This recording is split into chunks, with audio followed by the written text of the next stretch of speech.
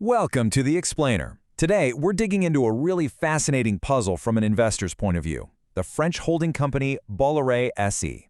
It's a wild story of radical change, huge asset sales, and one massive question that's going to define its future.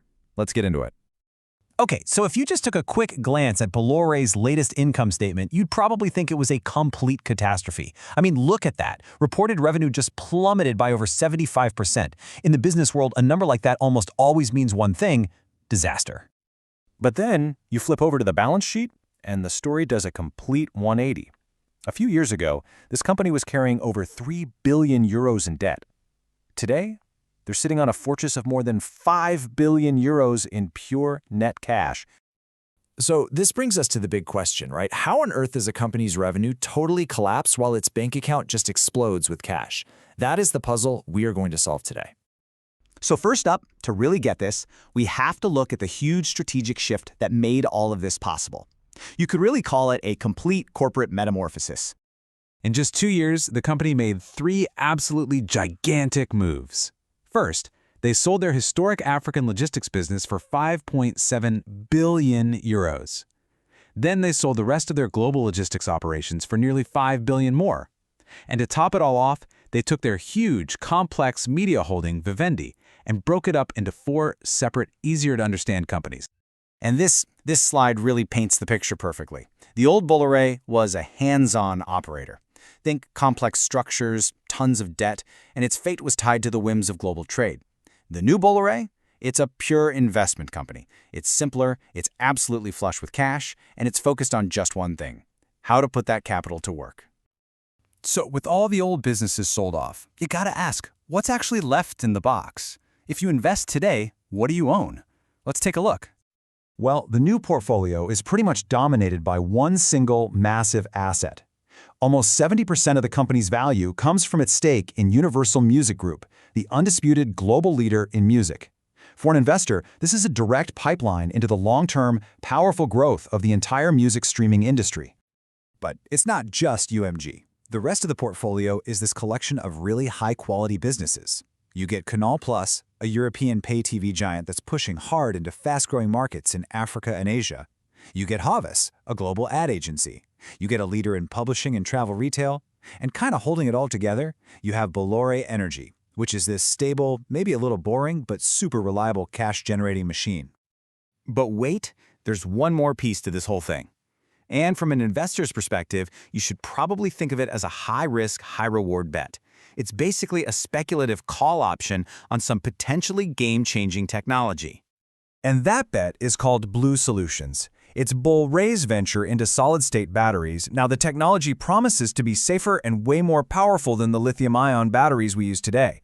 But, and this is a huge but, the current version takes 4 hours to charge. So the entire investment, everything, hinges on them cracking the code for a new generation that can charge in just 20 minutes. It's basically a venture capital startup living inside a public company, with big names like BMW already kicking the tires.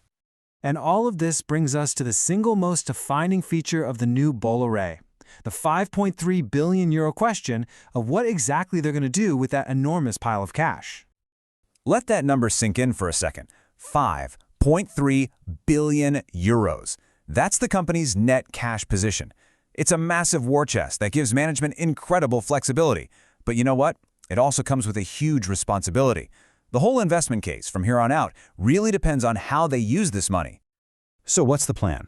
Well, it seems to break down into 3 parts. First, they're giving money back to shareholders through dividends and buying back their own stock. Second, they're reinvesting in the businesses they already own, like buying more UMG shares.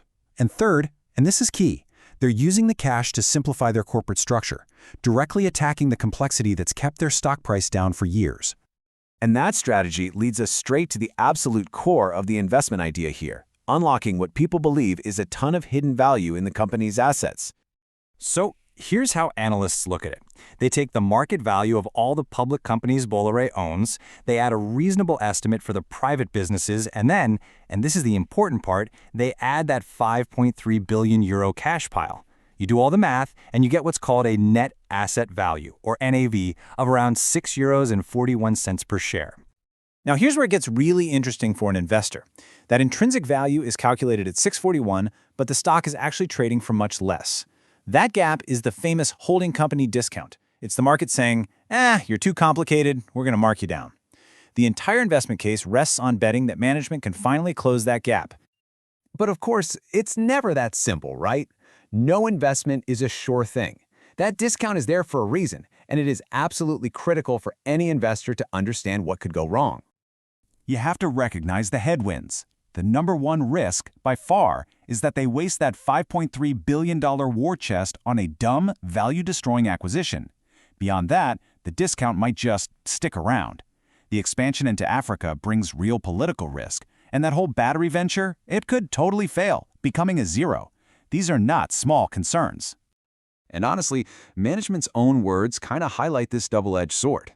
They say their financial strength lets them invest, perhaps in new sectors. Now, for an investor, that could mean a brilliant value-creating move, or it could mean a disastrous plunge into a business they know nothing about. It's a huge gamble. So at the end of the day, the entire investment case for Bolloré really boils down to this one question. It is a battle between what the numbers say it's worth and the risk that management messes it up. Will smart spending and a battery breakthrough finally unlock all that hidden value, or will the risks just prove to be too great?